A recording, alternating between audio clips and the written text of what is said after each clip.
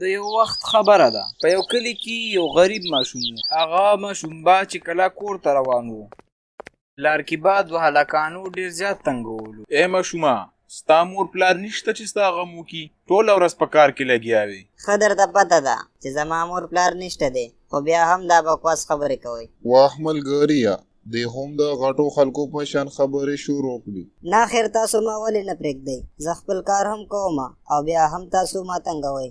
ته چې موږ نه دومره زیات تنګېږي نو لاړ شه، دا کلی پرېږده، ورک شه. هسې ورک شمه؟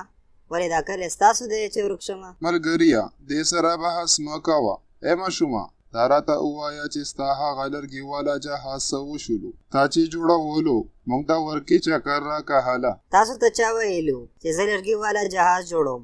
پلار دی چې ژوندی و هغه ویل چې زما بچی سکول کې خواري نه کوي، ټوله ورځ فضول کارونو کې لګیا وي.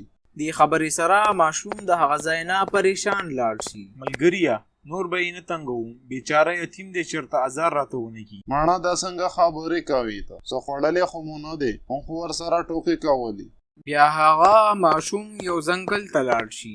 نه، دا خلک ما ولې تنګوي؟ ما دوی سره هیڅ بد نه دی کړي، خو بیا مې هم نه پرېږدي. په دغه وخت ونینا یو اواز راشي. ای ماشومه، ته ولې پریشان یې؟ ما ته ووایه.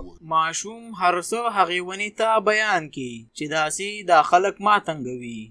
ای ماشومه، ته مو پریشانه کېږه، ستا پریشانی به زه ختمه کړم. صحیح شوه، اوس ما ته ووایه ستا څه خواهش دی چې زه درله د الله په مدد سره پوره کړم. ای جادویي ونې، زما دا خواهش دی، مالا یو لرګي والا جهاز جوړ کړه چې زما په کنټرول کې وي.